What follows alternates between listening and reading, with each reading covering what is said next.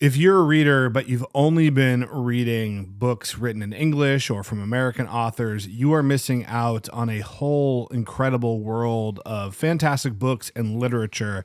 So today we are talking about some of our favorite works in translation, as well as why you should read works in translation and why you should read books translated by real human beings. Definitely. I think I was Welcome back to the Life on Books podcast. My name is Tony. With me, as always, is Andy, a.k.a. Metafictional Meathead. Good morning, Tony. Good morning. Sorry about that. Yeah, no worries. I was thinking about it a little bit when I was picking out my books this morning, because I think we've done favorite books in translation before.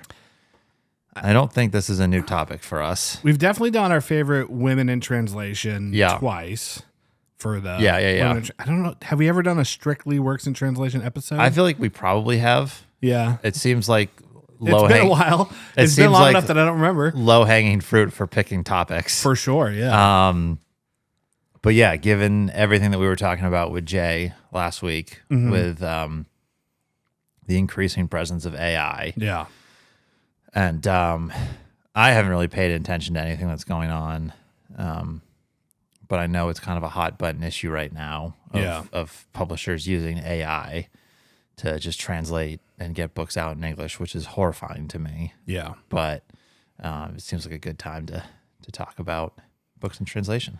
Yeah, definitely. And I think it's one of those things where we've been a podcast long enough that even if we go back to a certain topic, obviously who we are as people and readers has developed since that time. And unfortunately, the life cycle of even long form content can be quite short. So if you aren't someone that's been with us since the beginning, this is the first time maybe you've heard us talk about this particular thing. Yeah. So I think it'll be a good discussion. Before we get into all of what I promised the audience this episode would be about, weekly reading updates. Yeah. What have you been reading? All I've been reading this week is 100 Years of Solitude. Here it is. I have it right here, so I don't have to drop in the file later when I edit this. Yeah, I'm almost done with excuse me, the week 2 reading. Yep. We are reading it for our book club. Link is below. Sign up. Yes. Yeah, that's all I've been reading this week. Cool. It's been nice that at least so far most of the chapters have been like right at 20 pages. Yeah. And it's not a super difficult read, being my second time around with it. And having just come off You Bright and Risen Angels, which was definitely a dense and complex, difficult book to read. Yeah. It doesn't really take much time at all to just bang out 20 pages of this. Yeah.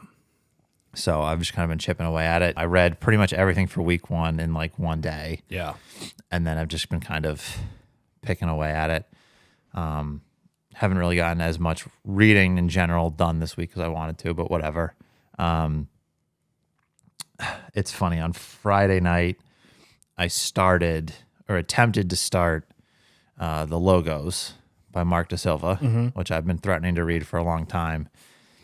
And I probably got about 15 pages in and realized I had really only been reading with my eyes. Hadn't really been... It was just kind of in and out. You weren't processing what you were reading? Yeah. Not that I went in expecting it to be like an easy read, but it was a little bit denser or just required a little bit more effort than I think I was kind of expecting. And like I said, I was just kind of out of it. It had been a long week and probably was not in the right headspace to be starting it. So... but I might get a little bit of that in today. We'll see how the rest of the day goes. Yeah. But, you had mentioned that initially upon beginning the reread of 100 Years of Solitude that it wasn't really hitting you the same way it did the first time. Is that still how you're feeling about it? Yeah. And I can't like figure out why. I don't know. It could be something as simple as like between reading it once and seeing the Netflix adaptation, which is excellent. Which was excellent. Yeah. But this is now my third time encountering the narrative. Yeah. So it's just not as fresh and exciting. It could be, I think, I don't think it's exactly that. I think a lot of what it was is, like I said, I was just coming off You Bright and Risen Angels, which floored me. I mean, that was a reread, but like the second time around, it grabbed me and did not let go. And that book was so captivating and inventive and imaginative. And I kind of joked a couple weeks ago that like the elevator pitch for that book is grabbing your shirt and throwing you down the elevator shaft. Yeah. I think there was a level of excitement to reading that I haven't really experienced rereading 100 Years of Solitude. Certainly Vollmann, especially with You Bright and Risen Angels, is a very maximalist book. Marquez is certainly closer to maximalism than minimalism. It's not just like terse and straightforward to the point, but I do think it's a little bit more flowery and purple prose-wise compared to Vollmann. And so I think part of it's sometimes I'm kind of, and I think part of this might just be the headspace I've been in the last couple of weeks, but I've kind of just been like, all right, come on, let's get to the point. Like what's happening, you know? It's definitely, there's a lot of components to the story, which can slow down the narrative a little bit. But then it does accelerate quite quickly sometimes as well. So, and I think I talked about this when we were when we did our episode on the Netflix show. Yeah, I had a much easier time suspending disbelief when I was reading it versus when I was watching the show. Mm-hmm. Like little things, like when they tie up Jose Arcadio to the tree. Yeah. In the book, when I read it the first time, I was like, yeah, that makes sense. Why not? And then like watching the show, I was like, why didn't they just tie him up inside? You know? Yeah. So I think there have been like little things like that. I don't remember if it was you I said this to or Buddy or somebody else, but like my second reread, the incest, is definitely creepier. Yeah. Like, and I think that kind of goes back to what I was just saying about like difficulty suspending disbelief. Mm-hmm. Like the first time around, I was like, yeah, why not? Whatever. They're in this remote village in South America that doesn't seem to have any rules and everything's kind of made up and fantastical. Why not? And now I'm reading, I'm like, surely there's someone else that he can pursue other than his aunt that has basically raised him since he was a boy. Yeah, it's been a point of conversation in the book club, particularly in the Discord chats. And we do have some folks that have South American or Latin American heritage. And apparently it was actually not that uncommon. So I think it's never really clearly stated when 100 Years of Solitude takes place, but it's implied that it's late 1800s. And yeah, given that it was a very remote village, it probably wasn't unheard of. No, so. It probably is accurate to some degree. Yeah. Maybe the frequency of it is a little embellished, but the fact that it was taking place is probably accurate. Yeah. But like I said, just different perspectives on the second time around, where I'm kind of like, maybe this is weird. It's funny because I'm having kind of the opposite experience where I think on the first read, for me, it was a lot about the interpersonal relationships and the family dynamics that stood out to me. And on the reread, it reads to me a lot more like a political work. Yeah. I mean, obviously that was there the whole time, and it's not like I missed it the first time around, but this time it does feel like that is the thing that is sticking out to me more. So yeah, those moments have definitely stood out to me as well. Mm-hmm. I just think with all of the other stuff that I've mentioned that I'm kind of struggling with, for lack of a better term, those components have not really gotten me as invested as I would have hoped. Yeah. But Well, it happens. So, similar to you, I've been reading 100 Years of Solitude. It's primarily my focus right now, and Stalingrad by Vasily Grossman, which is a brick of a book. So you'll be hearing me talk about that continually for the next couple episodes. I wanted to be a little bit further ahead of this book that I am at the moment, but I've really dedicated my mindset to 2026 to just taking more time with each book. yeah, And so it's just been slow going because I've been taking a lot of notes. But yeah, it's brilliant so far. He's a great storyteller, and there are some great prose in there as well. But it's hard to keep track of the gigantic cast of characters. I'm sure. And they all have crazy names. But they're No Pauls and Duncan Idahos in there. no Pauls and Duncan Idahos. There is a mention, what I just read last night, the page I finished on had a mention of Vlasov, the Russian general that features pretty heavily in William Vollmann's Europe Central. And it had an endnote with it. The endnotes in this book are extensive and very, very informative. You learn so much about just history in general from the endnotes. And apparently it was pretty risky for Grossman to even mention him in the text because he's such a controversial figure in Soviet history. I'm sure. Obviously, he defected when he got captured. Right. So they weren't too happy with him. No. So, but okay. So before we get into going through our top 5 picks here, did you bring 5? I did. Cool. Let's just talk about why read translated literature. What is, for you personally, what is the appeal? Why do you read it? I mean, I think there's the obvious of getting a different worldly perspective than you get that you might not get from reading something that was written in English. Looking at the stack I brought with me, I don't think any of them are necessarily books that or themes and ideas, I should say, that could only have come from a different language. But I think they all have their own unique elements that you probably wouldn't find, I should say, are commonly found or have cultural elements to the region or the area that the writer was originally from.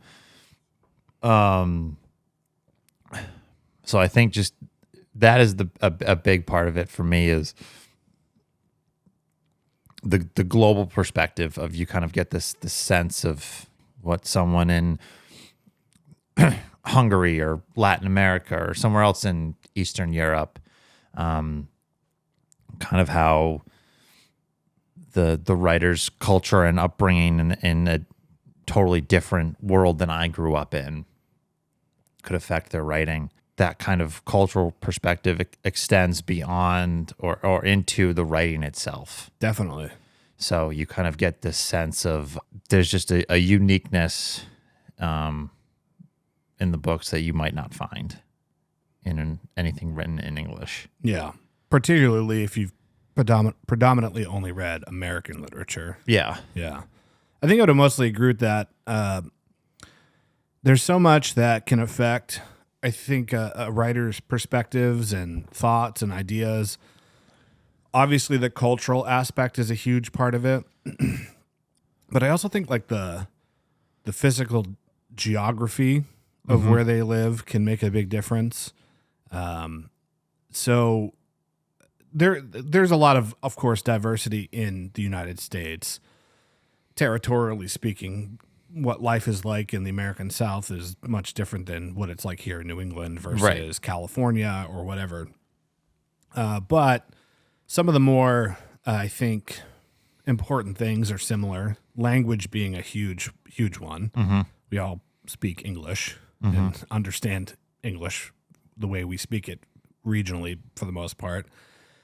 But you have somewhere like Europe where within a day's drive, you could be in 4 or 5 different countries that speak all different languages, I think is really unique.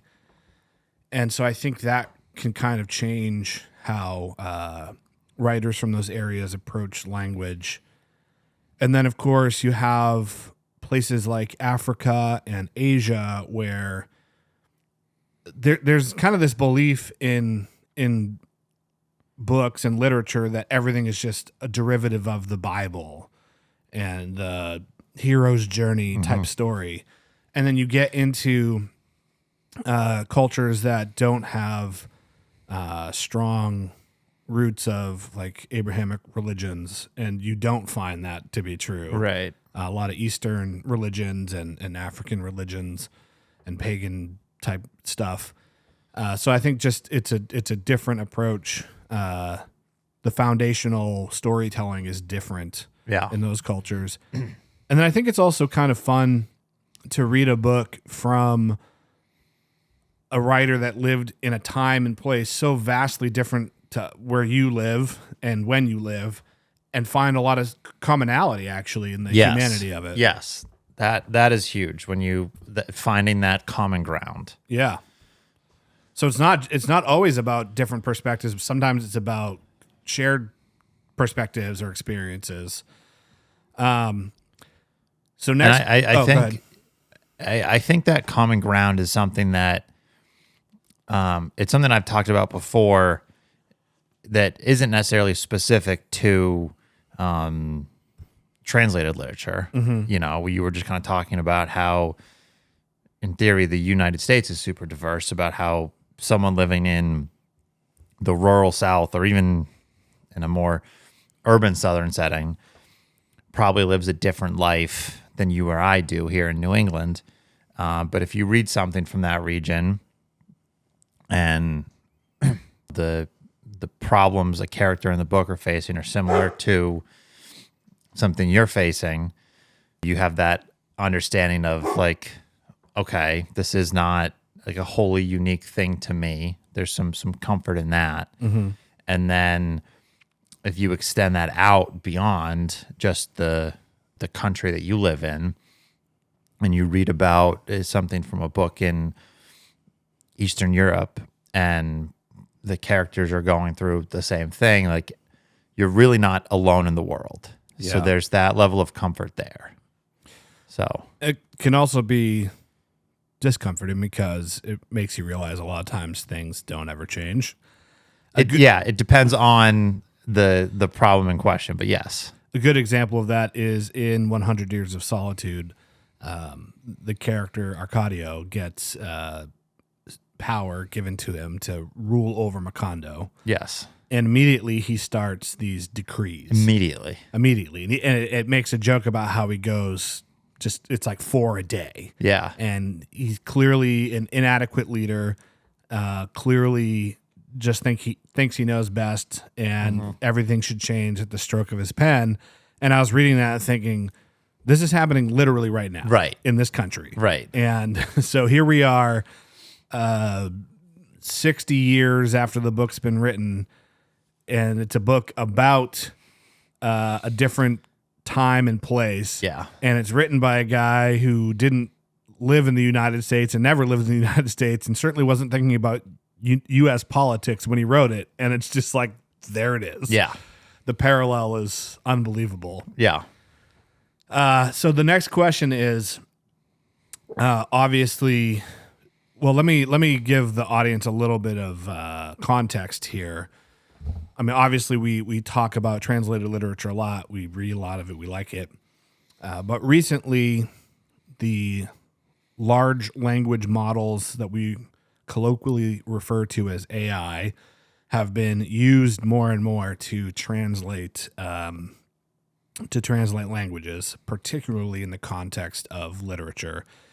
And kind of the big bombshell news was that apparently HarperCollins, which is one of the big 5 publishers in the U.S., has reached out to the translators that they have contracted for years, or maybe even some of these folks have been working for them for decades, and said, hey, just a heads up, you're not going to be getting work from us anymore, because they're opting to use artificial intelligence for the translation. So My question is, in your point of view, why do you not want to read books translated by AI? I mean, I think for starters, the surface level answer is because AI. But to be more specific is, I think if you're taking something that was written in Russian and then having AI translate it, you lose that human element and that artistic touch to it. We had Max Lawton on, and he was talking about this idea of looking at a translated text almost as like a cover, where you might have one band release a song and then a different artist covers it and they add their own spin to it. Mm-hmm. I think that's such a huge piece of the translation. We kind of talked, you brought this up, I think when we had Jay on last week, and we were talking about 100 Years of Solitude and how Marquez was talking about Rabas's translation and how bringing it into English, it was like this whole new, beautiful and exciting book. The translator certainly has a huge part in that. To go back to Lawton, it's not like he's just taking, and this might be different from translator to translator, and it certainly is dependent on the original author still being alive. But to go back to Lawton, and a lot of the work that he's done with Sorokin is he's not just taking the manuscript and translating it and putting it out in the world. He's having conversations with Sorokin throughout the translation process. Yeah. So you have this element of artist and dialogue talking about like, oh, what was this supposed to be? What was your intention here? Especially where it's a section that in the original Russian, it was something idiomatic. Mm-hmm. And there's not necessarily a perfect one-to-one translation to get it into English. If you translated it literally, like it wouldn't make any sense. Yeah.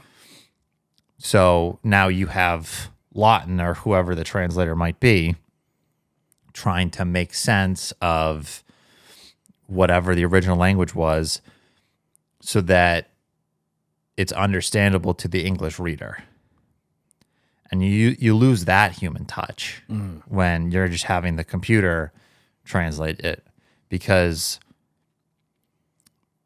it's likely the AI model will just translate it literally. Yeah. And then that makes zero sense. Or maybe the AI is smart enough to recognize that this is a Russian idiom. It doesn't really make sense if it's translated literally into English. Mm-hmm. But then you have the AI just kind of go, well, maybe it was supposed to be like this.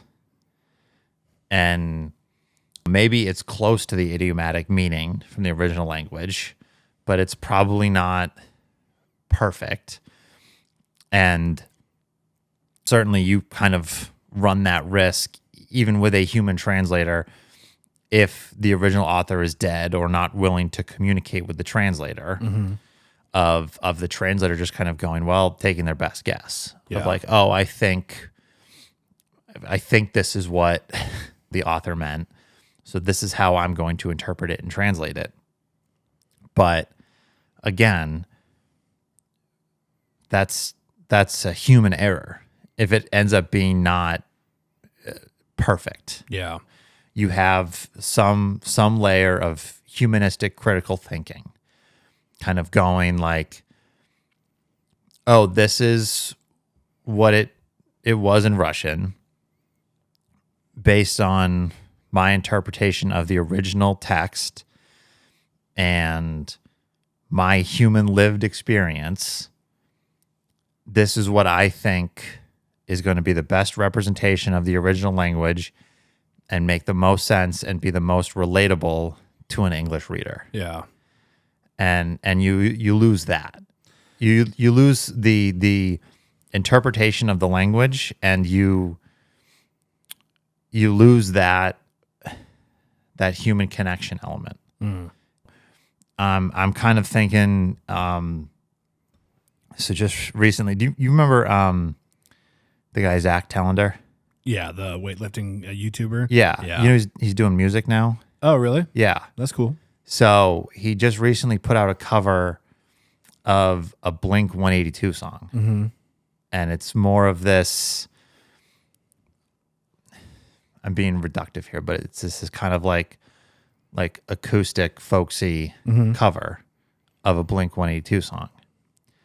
And I thought it was great. Yeah. I really loved it. And certainly you could go to Chat GPT or whatever LLM people use to create songs. And you could go, give me a folksy cover of Feeling This by Blink 182. And it might make it. And maybe it'll sound pretty similar to the cover that Zach just put out.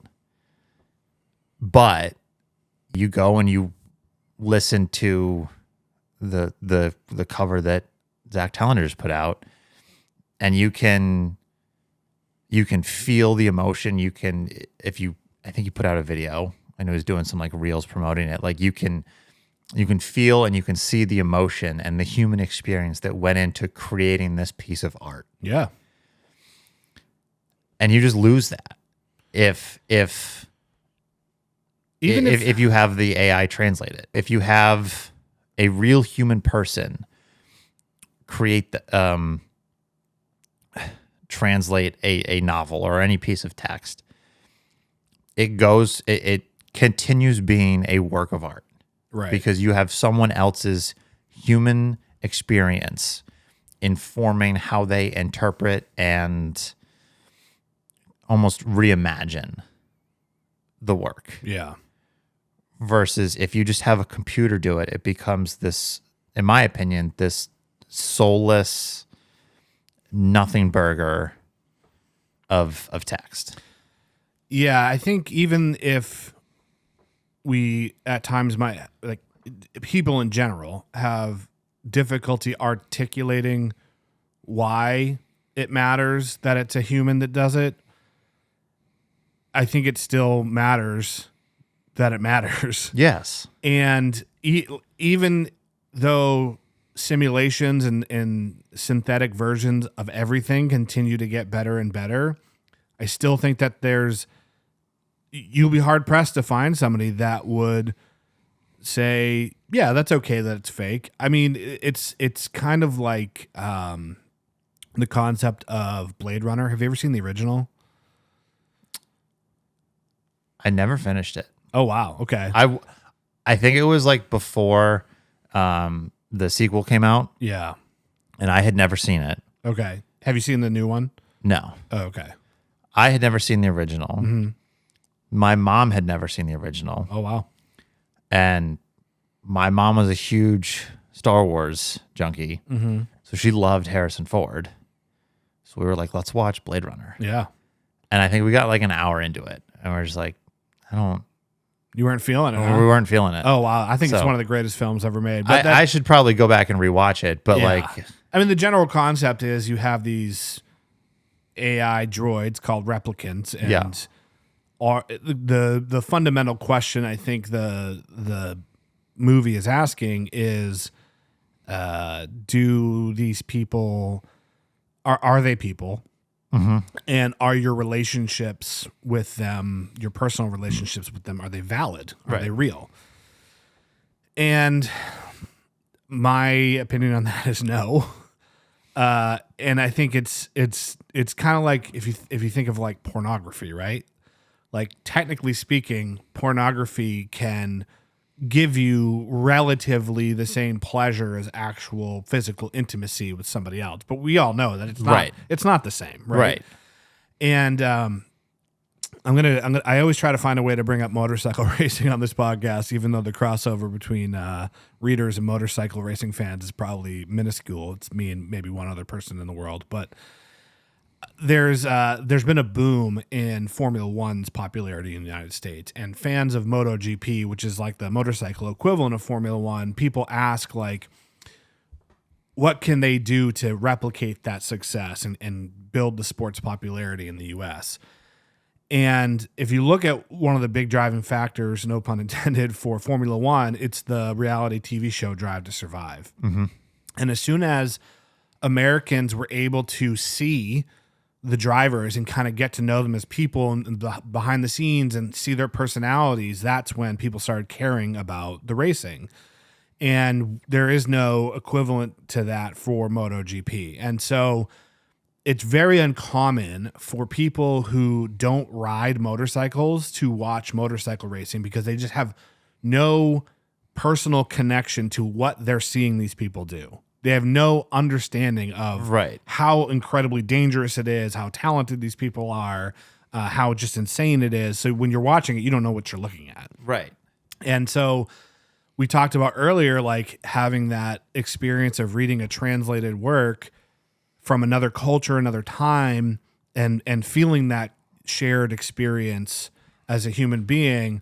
You don't have that with motorcycle racing. And so I think when we apply that to like this AI translation topic, if you remove that, right, the human translator is participating in that conversation of the shared experience. And when you have a computer do it, now it's just a synthetic. And even if you gave it to somebody and they couldn't tell the difference, they would be disappointed if they found out after the fact. It would cheapen it. It would probably leave a bad taste in your mouth.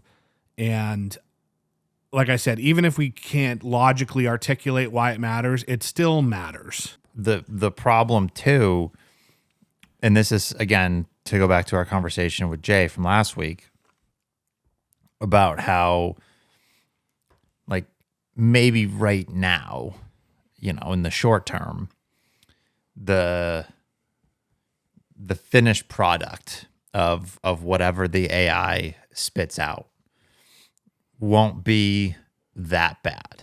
Maybe it'll be readable. Maybe they'll even, like I was talking about earlier with some of the idiomatic language, like maybe it'll even get some of that right and it'll be readable and it'll make sense. The problem is, if this trend continues, then a year from now, 2 years from now, when an AI model is translating something, the reference material that they're using to make this translation will just be a previous AI text. Yeah. And it'll just be watered down and watered down and watered down. And you're just going to be losing that the heart and soul of it and that human connection. And the end product will just become less and less real. Yeah. It begs the question, why do people go to see live music instead of just sitting at home and listening to the recording? Why do people go see an author read from their own book? Why do it's because of the human element. And if you are okay with removing the human element, you're basically saying you're okay with living in a simulation. Yeah. Which I don't want to do. So, all right. 40 minutes in, and we're going to get to our primary topic today, which is our top 5 translated works. So why don't you kick things off, Andy? What do you have in your stack? Sure.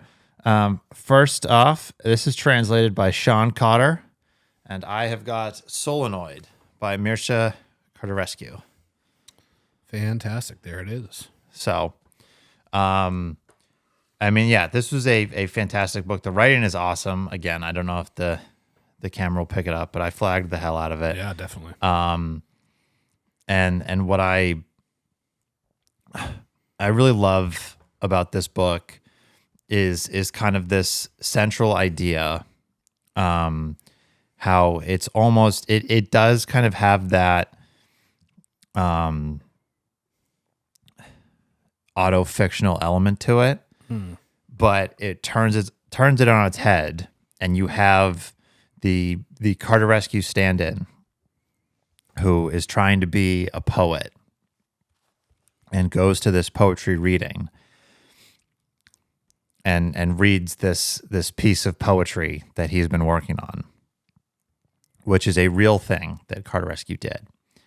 And in real life, he went to this poetry reading and was very well received. He read his original work. Everybody at this workshop loved it, and it kind of was a turning point in his career.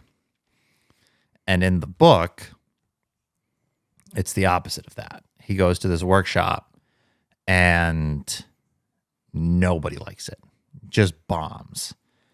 And he goes down this like completely different path of like, now my life is totally different. I'm not going to have this future in literature that I was hoping for. Mm-hmm.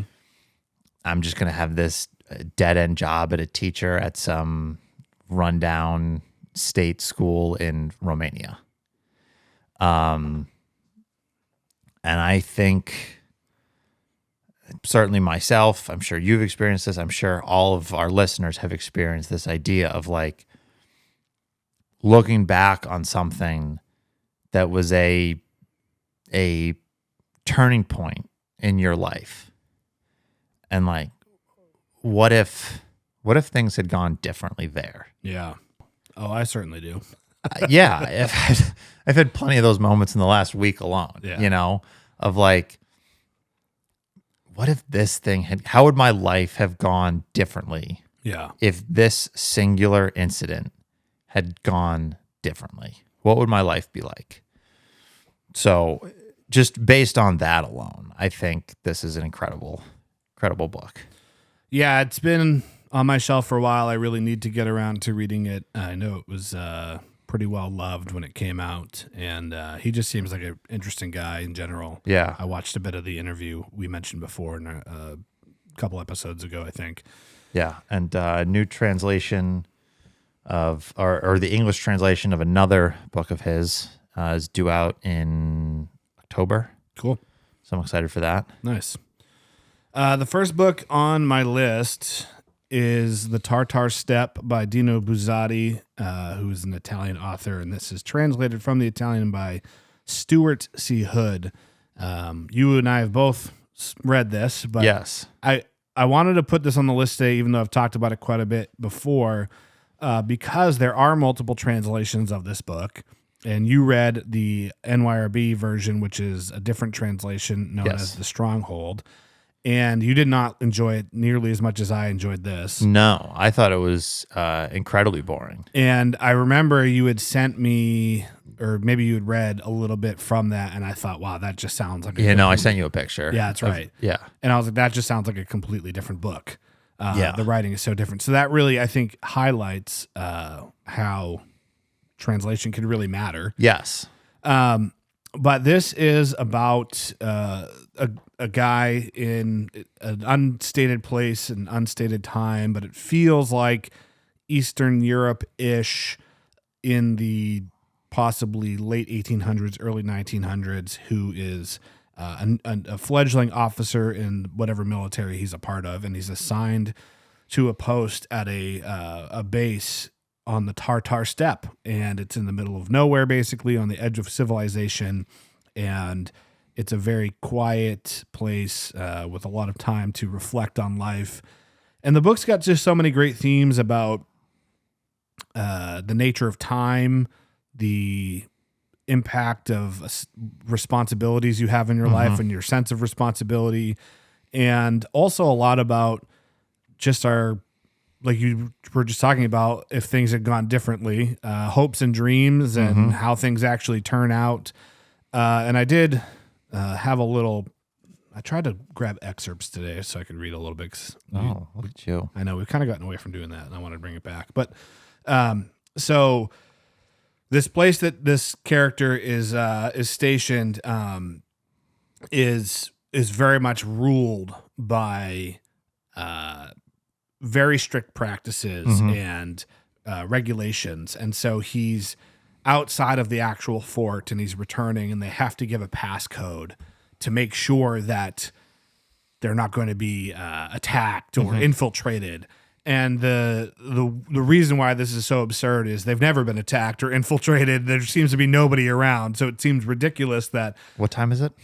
It seems ridiculous that it would be the case that you watch somebody you see every day go outside the fort. Now they've returned, and if you don't give them the correct passcode, they will shoot you. Right. So yeah, he's coming back up to the gate. The sentry at once remarked Drogo's threatening attitude, and although the formality of giving the password by an ancient tacit agreement was not used between soldiers and the guard commander, he had an excess of scruple. Raising his rifle, he asked with the peculiar accent used in the fort, Who goes there? Who goes there?" Drogo stopped short, thrown off his balance. In the clear light of the moon, he could see the soldier's face perfectly clearly, perhaps less than 5 yards away, and the mouth was shut. But the lament had not been interrupted. Where did it come from, that voice? Since the soldier stood there and waited, Giovanni, pondering the strange phenomenon, mechanically gave the password, "Miracle." "Misery," replied the sentry, and stood at ease again. There followed an immense silence in which the muttered words and song drifted more loudly than before. At last, Drogo understood, and a slight shiver ran along his spine. It was water. That's what it was, a distant cascade dashing down the steep sides of the crags, the wind causing the great jet to quiver. The mysterious play of the echoes, the varying sounds of the struck rocks made it of a human voice which spoke and spoke of our life in words which one was within a hair's breadth of understanding but never did.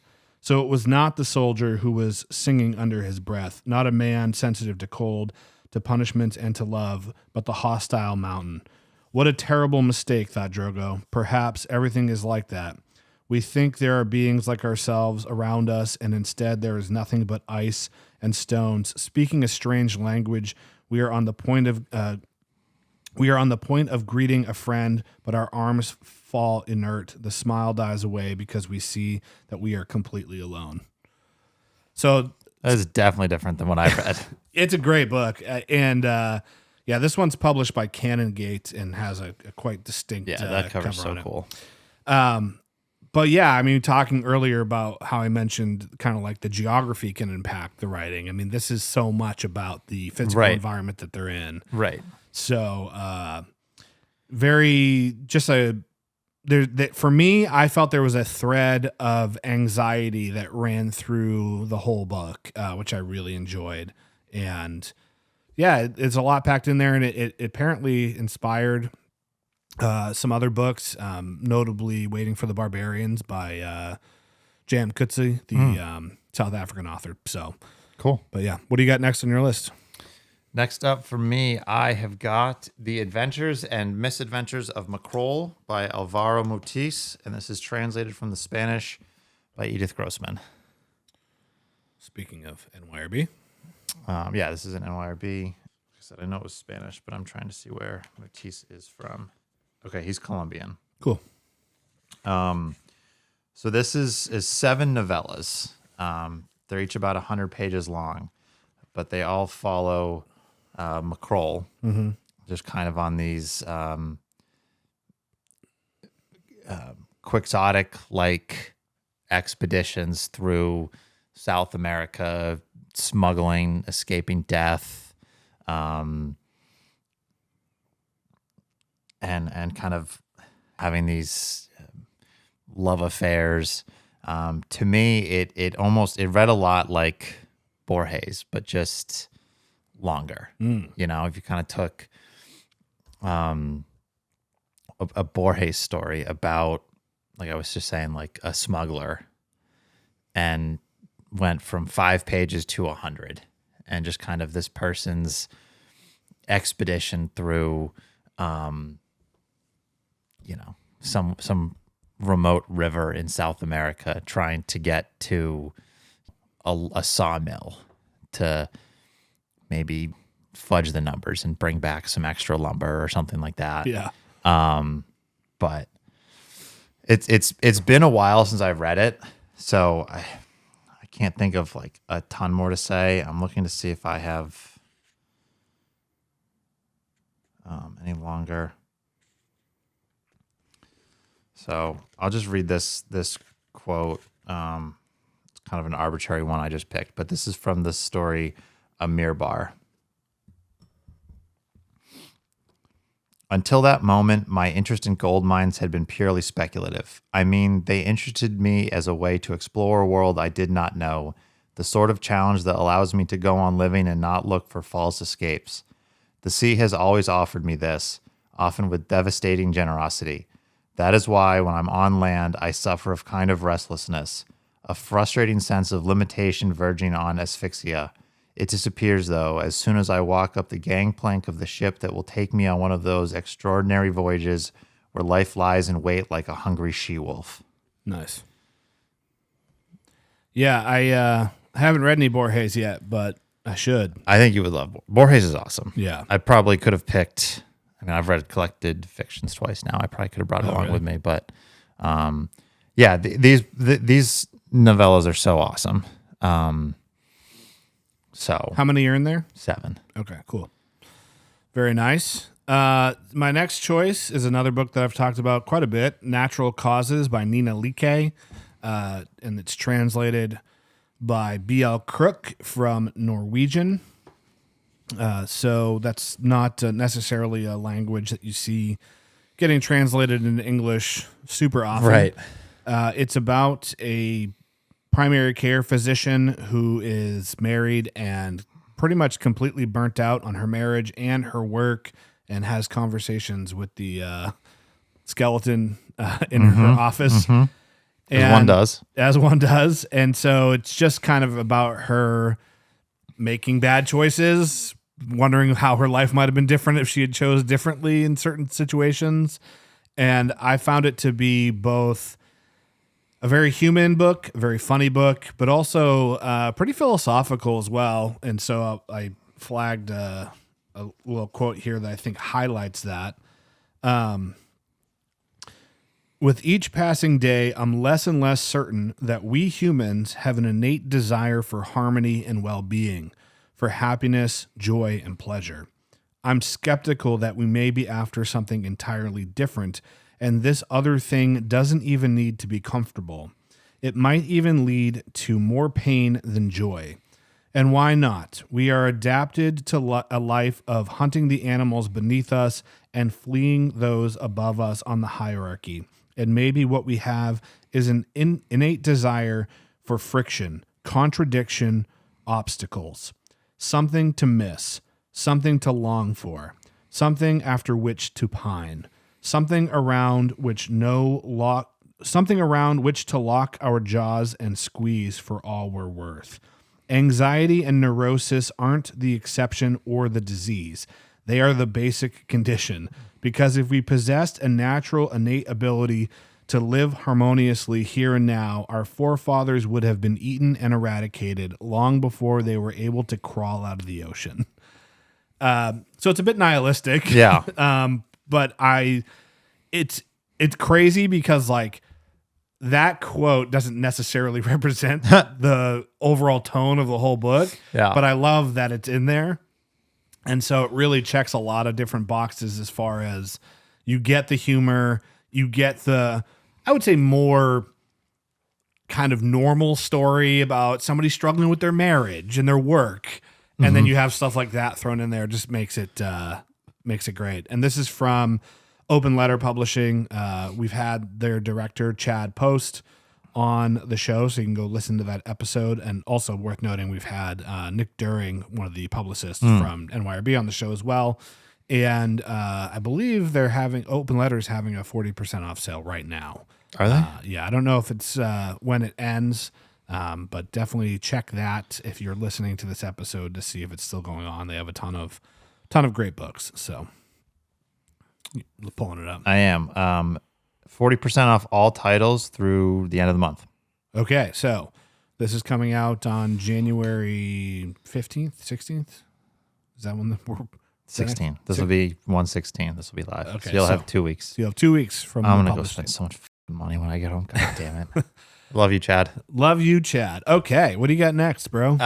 My next book is another one that I've definitely talked about before. Certainly an author that I have given plenty of love to. And that would be Baron Wenckheim's Homecoming by Laszlo Krasznahorkai. Laz Kraz. This is the final and longest book of the Apocalypse Quartet, his kind of grand quartet. Satan Tango, Melancholy of Resistance, War and War, and then finally Baron Wenckheim's Homecoming. Yeah. Narratively, there's not much of a link. Some of the towns and characters will get mentioned in each novel, but it's more of a thematic link throughout all four. But essentially, what this book is about is you have the Baron Wenckheim from the Wenckheim family, who is a bumbling idiot. Yeah. And had been more or less banished and exiled to live in Argentina because he was a bumbling idiot and not good for the image of the family. And while he's in Argentina, he just runs up a massive gambling debt with all of the casinos. And the family is kind of like, well, this is worse. Yeah. So we got to send him home so he can't get into any more trouble. Yeah. And kind of this down on its luck Hungarian town. And that's where the Baron is returning to. And news of his return spreads through the town. And all of the townspeople kind of assume that this bumbling idiot, holy fool type character is going to be the savior. His return is going to fix everything. And that doesn't really happen. Sure. No surprise, I guess. So unfortunately I didn't flag this at all while I was reading it, which there's a number of reasons, none of which have to do with the quality of the writing. Yeah. But fantastic book. I think at least of the four that I just mentioned, I think this is the funniest. Krasznahorkai does have this very unique, like dark comic sense of humor. Yeah. I got that sense reading the Melancholy of Resistance for sure. Yeah. And that really sticks out. Like I was just obviously this idea of the kind of black sheep of the family returning home to avoid gambling debts and just kind of live in solitude and isolation. And all of these other people thinking that this is going to be their saving grace. Yeah. Is kind of a dark and tragic premise, but the way that it presents itself throughout the novel has a lot of humor to it.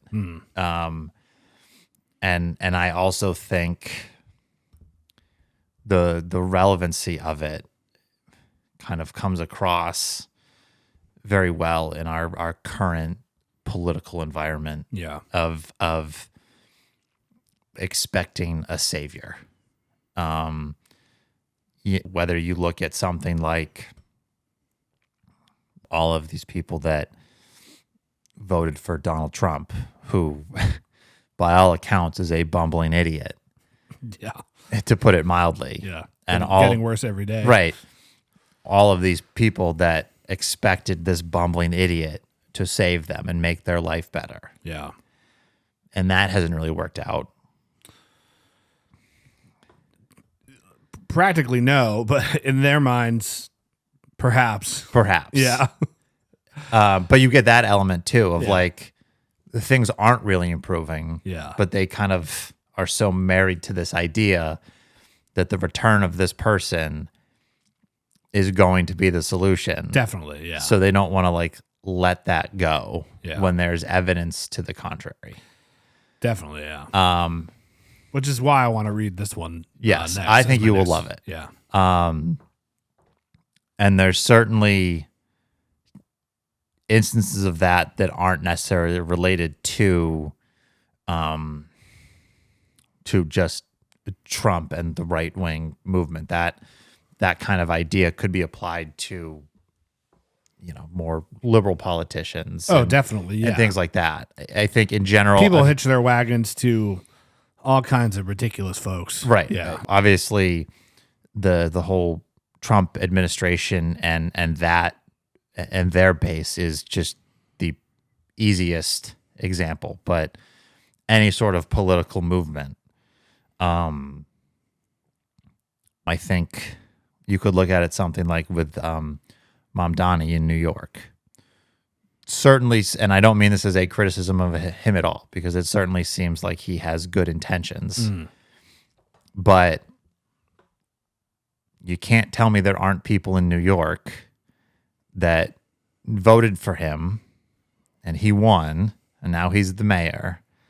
And they went, well, my job is done. Right. Now he's going to save everything. Right. And it kind of ridding yourself of that personal responsibility. Yeah. So definitely. But I think this book was awesome. Like I said, I mean, it's got everything classic Krasznahorkai. And I think it was probably, in my opinion, the strongest of the four that I mentioned. Nice. So cool. All right, my next pick is a book that I liked when I read, but I wasn't like, this is the best book I've ever read, but I think about it quite a bit, and that is Fury by Clyo Mendoza, and she's a Mexican author, and translated from Spanish by Christina McSweeney and published by Seven Stories Press, who does a lot of works in translation. You've also read this. I have. It's you liked it, right? Yeah. It's kind of a weird hybrid of myth and political intrigue and personal relationships. It's very fever dreamish. It's very violent.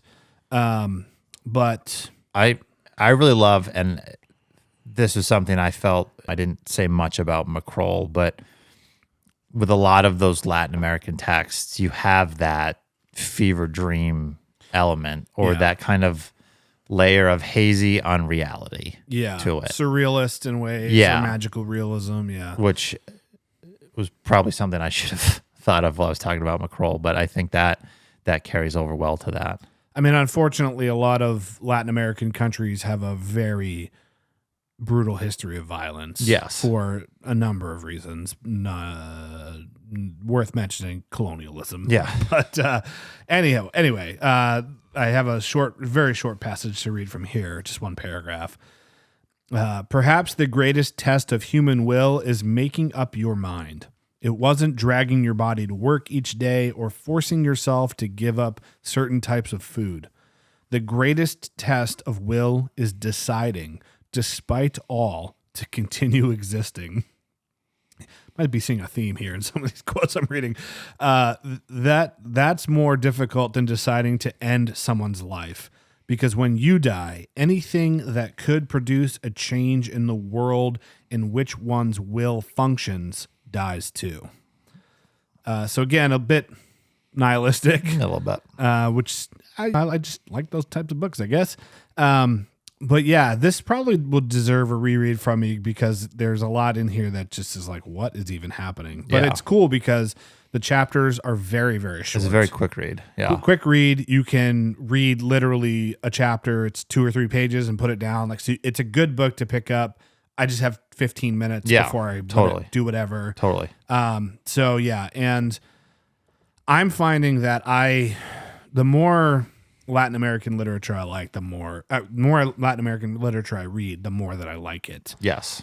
So there's only been one LatAm book that I've read that I was like, ugh, this was not for me. Yeah. Actually, that's not totally true. There's been one that I was kind of on the whatever about, and there's one that I straight up hated. But other than that, all of the books that I've liked, I've been like, this is awesome. Yes. So yeah. And speaking of Latin America, yes, it's like that's your next pick here? It sure is. Another book that I've talked about frequently, another author that I have talked about frequently. Could have picked a lot, almost anything from this author's body of work, but I have got Too Much of Life by Clarice Lispector. Hello, Clarice. And let me just see, because I think this is a group of translators. I don't know. I think that's, last time you brought it up, I believe that was the case. Okay, so there's two different translators, Margaret Jewel Costa and Robert Patterson, translated from the Portuguese. I feel like I just read something recently translated by Margaret Jewel Costa. How do you spell her middle name there? Jull. So go on, I'll look this up. So, I've talked about this book quite a bit before, but for anyone that has not heard me ramble about it, the Jornal do Brasil was a newspaper in Rio, in Rio de Janeiro, and every Saturday they published the paper published what was called Chronicas. Basically, they just gave groups of different writers like free reign. Submit something, and we will publish it in the Saturday edition of the paper. So this is pretty much everything that Lispector contributed from 1967 to 1973. Very cool. And this book in particular kind of has a little bit more sentimental value to me than her other works. A couple years ago when I was kind of going through a very bad breakup and had really lost any desire to do any reading, or I had the desire, but like I just couldn't focus. I couldn't get into anything. I was kind of struggling to use reading as an escape from everything. And I just picked this back up. I had probably been already a third of the way into it. Yeah. And just kind of started chipping away at it. And what I love about and it kind of helped me kind of dig out of that funk. Because what I love about this book is you really don't need to read it continuously. Right. You can read it every Saturday morning for 6 years if you wanted to, which one of these days I'm just going to commit. You could read a year's worth of the pieces and then put it down for a couple weeks. You could read 2 or 3 of them, put it down for a couple weeks, and just you could leave it on your coffee table and just kind of graze at it during commercial breaks or whatever. Yeah. But it really covers like so much. You know, there's pieces where she's just kind of being whimsical and writing kind of a funny retelling about a cab ride she took. There are others where she's more existential and metaphysical, and some of the themes and ideas that come off in her other writing, where it's more profound and thoughtful, and you can kind of see her progression as a person, kind of going through the length of the book. And there's conversations she has with different artists and kind of talking about political stuff that's going on. And like I said, there's just like other things of just like her kind of talking about her life. Yeah. So, and I mean, you can see there's a lot of flags in that thing. So, okay, the mystery of human relations fascinates me. I'll read this one. What will never be elucidated, though, is my fate. If my family had opted for the United States, would I have become a writer and in English? I would probably have married an American and had American children, and my life would have been completely different. What would I write about? What would I love? What political party would I belong to? What kind of friends would I have? A mystery. That's a big theme of today's episode, Yeah, apparently, is different potential life courses here based on single decisions. These questions, these perplexities have occurred to many, many people. I don't know if any of them would have I don't know if any of them would have an answer. I certainly don't. All I can say is there's no logic to life, and that the beauty of being alive is equally illogical. But there was one quote early on that I really loved, basically kind of continuing out, or similar idea to the one I just read about life itself being illogical and not really making much sense. And kind of this idea that life itself is incomprehensible. Me, myself, I am incomprehensible. And the more I struggle to understand either or force understanding of either of the incomprehensible, the more illogical it becomes, the less sense it makes. This fruitless effort to try and understand what inherently cannot be understood. Yeah. And I remember reading that. Like I said, that was very early on. I think I probably got to that quote before life got ugly for me. Yeah. But it's one that I always come back to, especially in kind of a period like I'm in now, where things just don't make sense. And I don't think this is exclusive to me, but I think it's this humanistic idea of like trying to make sense of everything. Yeah. And sometimes things just don't make sense. Yeah. So, but yeah, I fucking love this book, man. It's so awesome. I'll have to get a copy of it. Yeah. All right. My next pick is one of the most challenging books I've ever read. And it's from the Nobel Prize winning author, Claude Simon. And it's The Flanders Road, published by NYRB. Originally written in French and translated by Richard Howard. Also, before I forget, I did read a Margaret Jewel Costa translation. She translated The Land at the End of the World by Antonio Lobo Antunes, which I read recently and loved. Yeah. But yeah, this is about, it's autofiction. Nice. It's based on Claude Simon's personal experience being in a horse-mounted cavalcade in World War II going up against German Panzer Tank Division, and that didn't go well. No. And seeing his commanding officer shot down off a horse pretty much immediately. And this book is, you want to talk about surreal, fragmented, fever dream. This is what this book is. It's highly experimental. And when we talked about translated literature often offering different styles and ideas, that this is fully on display here, which is why I chose to talk about it. Although there, of course, are authors that in English that do write similar to this, but there's probably 12.5 periods in the whole book. It's very much stream of consciousness. And I have something I want to read. It's a little bit tricky because there is not like a definitive like start or end point to this. So I'll do my best to kind of pick a spot.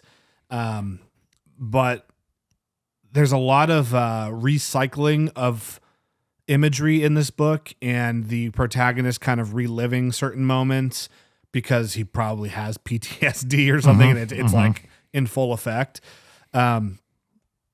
I could see him from the back now with that little second lieutenant beside him, walking calmly the horses, moving with that tremendous slowness, that complete absence of haste that you find only in those beings or things, boxers, serpents, planes, capable of striking, moving, or changing position with lightning-like speed. The sky, the calm, cottony clouds still drifting by at a speed that was also almost imperceptible in the opposite direction, so that between the graceful medieval and elegant silhouettes that keep advancing towards right where, with his whip in his hand, the starter was waiting for them, and the clouds, one of those infuriating slowness contests seemed to be in progress, a demonstration in which each entrant vied with rest for majesty, unconcerned with that feverish and futile impatience that made the crowd seethe. the stiff, delicate, and foolish thoroughbreds capable not of reaching but of becoming in the wink of an eye something not related as a tremendous speed, but which would be speed itself. The slow clouds, like those proud armadas apparently resisting motionless on the sea, and which seem to move by leaps and bounds at a fantastic speed. The eye exhausted by their apparent immobility, abandoning them, discovering them a moment later, still apparently motionless at the other end of the horizon, thus covering fabulous distances, while beneath them tiny and ridiculous parade cities, hills, woods, and under which, without their ever seeming to have moved, still majestic, puffy, imponderable, still other cities, other woods, other absurd bills would parade long after the horses, the public had abandoned the racetrack, the grandstands, the green turf, speckled and soiled by thousands of betting tickets, lost like so many stillborn corpses. All right. It's just a lot. Super, super difficult read because of that. And that paragraph goes on for another page and a half. All right. Sure. So if you like experimental lit, if you like really challenging literature, this is definitely a book for you. I mean, as frustrating of a read as it was, there is just so much incredible imagery in it that I think it's worth it. And it's relatively short. It's less than 200 pages. It's 193 pages. It's an experience, but it's certainly not a book that you're going to be like, oh, I'll just pick up and read this weekend. Right. I think that took me about a month to read. Wow. So, Okay. yeah. Anyway. Before I go to my next pick, I found the quote I was talking about in cool. Lispector, so I want to read it.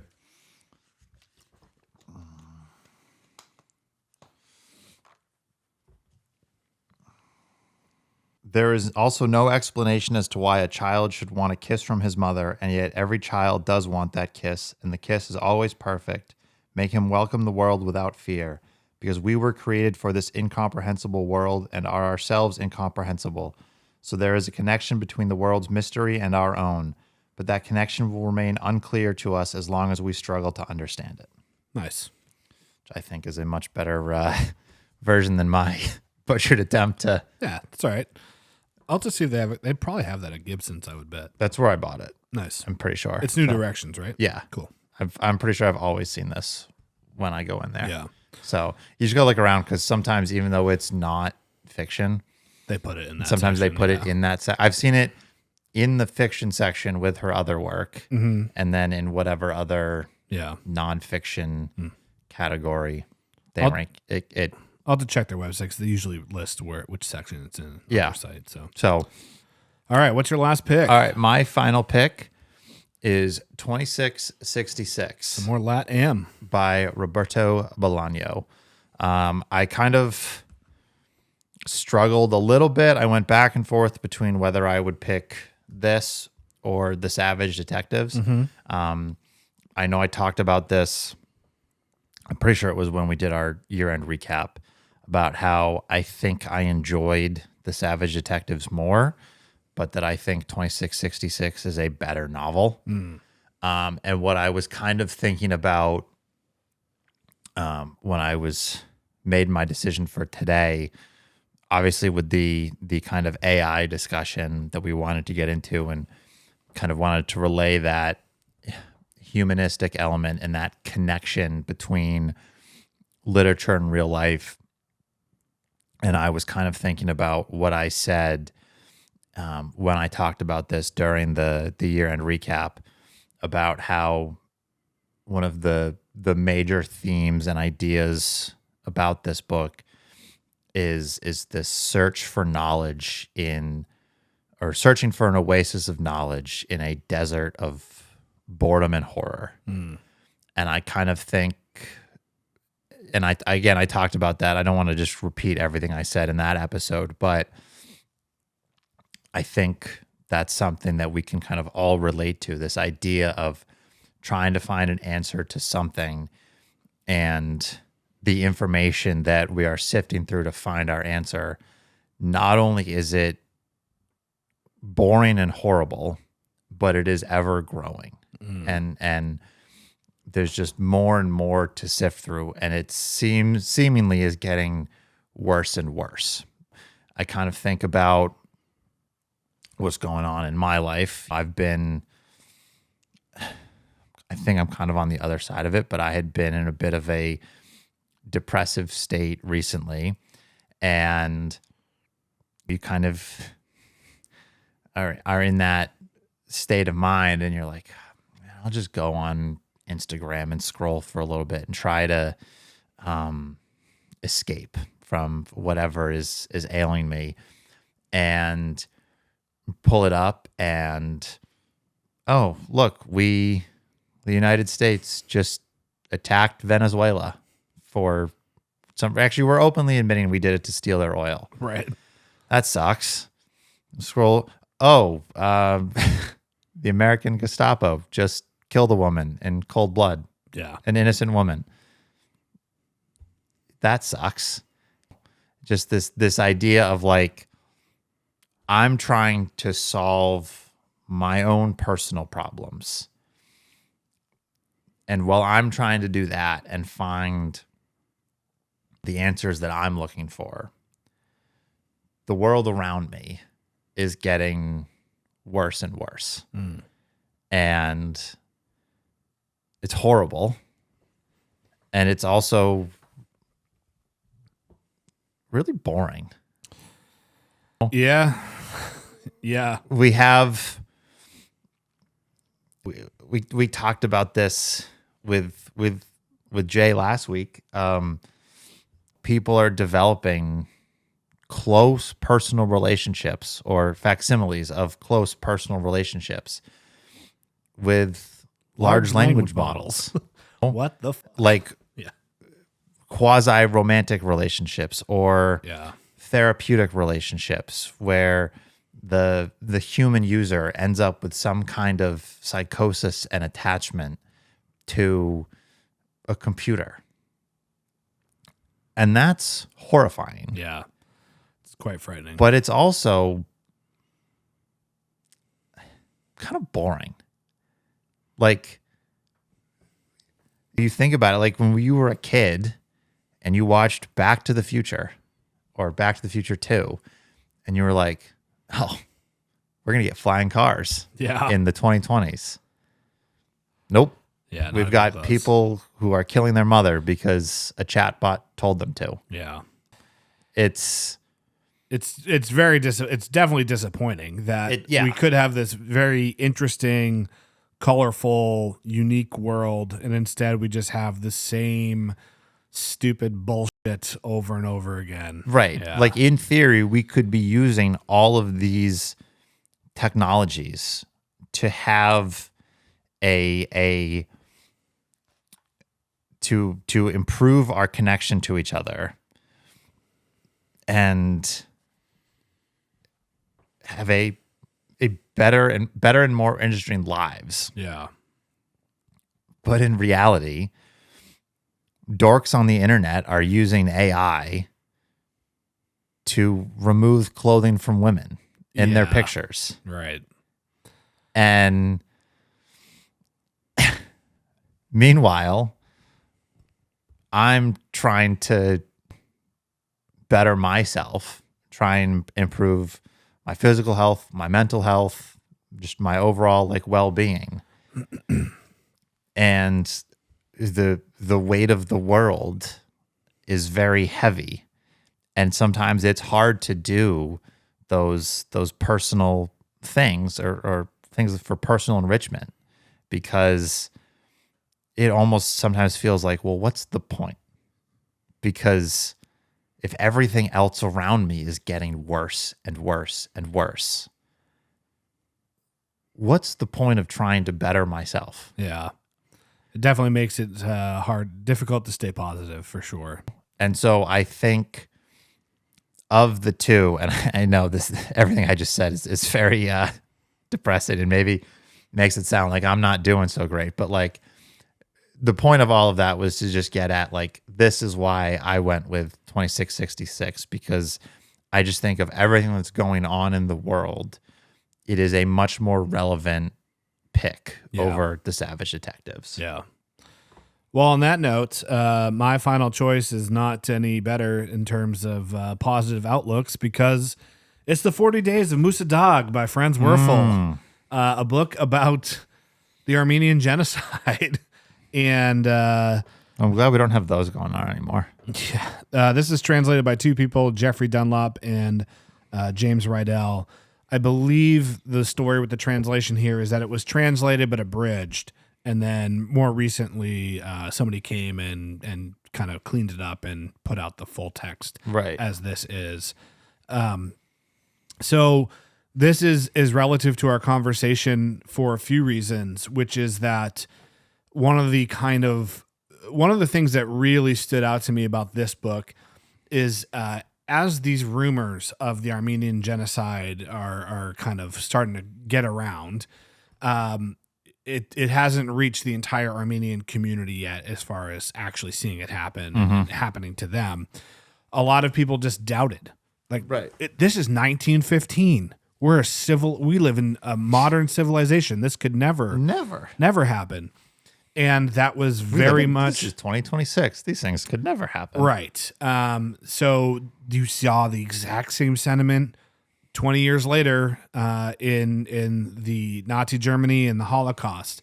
And people were shocked when the images from the concentration camps came out. And they couldn't believe that human beings would do this to one another in a modern time. And this is so barbaric. And now we see things with like Seacott and the El Salvador in prison and all that stuff. And yeah, so it's just kind of going back to what we were talking about, how some things never change or history repeats itself type of thing. That was definitely top of mind in this book. What I loved so much about it is just Werfel was just a great storyteller. It's a bit Tolstoy-esque. It's a pretty grand story. There's a lot of characters. There's a lot of narratives. They weave in and out from one another. I think it's expertly done.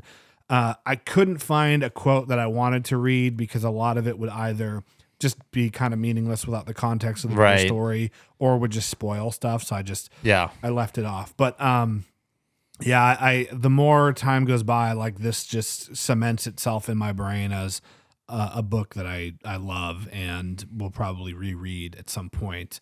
That's kind of, not to cut you off, but that's kind of how I feel about 2666. Yeah. Just it has kind of the message of the themes has really grown on me. Yeah. And as you kind of, I don't know about you, but sometimes as I step away from a book, it gets a little bit easier to see the forest through the trees. Absolutely. And so I certainly feel like I was aware of that idea of everything I just said about like the search for an oasis of knowledge in a desert of bore and whoredom. But once you're done with the book and have some time removed from it, at least for me, it was really like, oh, that was dark. Definitely. That was heavy.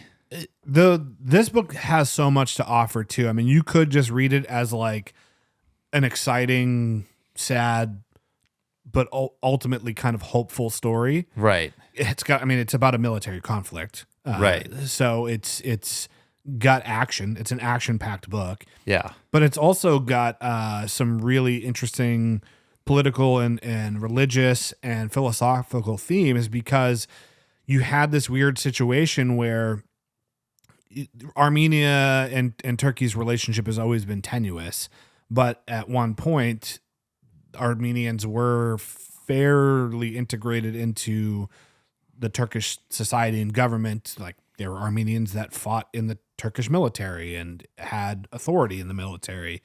And then when the young Turk government kind of took power after the fall of the Ottoman Empire, that's when they were like, we're all set with you Armenians, you're out of here. Right. And there was a lot of conflict about how to handle that. Some people wanted to have armed resistance. Other people just said, well, let's just go along with it. It'll be fine. And didn't realize that they were kind of being led to their slaughter type of thing. And all that's in the book. And so, it's based on a true story.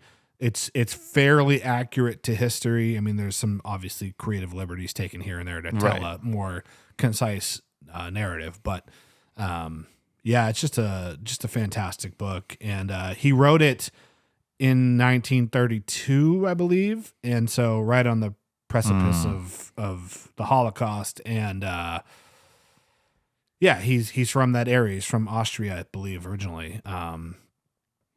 So yeah, he was seeing it happen, and it's one of those situations. It's kind of like MASH, right? Mm-hmm. Like MASH is about the Korean War, but it's really about Vietnam, Right. and obviously this is about the Armenian genocide. But I think he was writing it with like, hey guys, like this is going to happen here, Right. if we don't do something about this. So, Right. yeah. Anything else you want to say about translated literature? No, I don't think so. I think we've done a really great job of talking about how positive and uplifting and feel good it can be. Yeah. Yeah. Well, on that note, if you have some favorite works in translation, drop them below. We're always looking for new reads to check out. And tell us what you think about translated lit with AI. Would you read it? Are you for it? Are you against it? And why? We always love to hear your thoughts sometimes. If you're for it, just don't say anything. Yes. If you are for translations by AI, please unsubscribe. Don't follow us. Yeah. Leave me alone. See you next week when we'll be talking about books.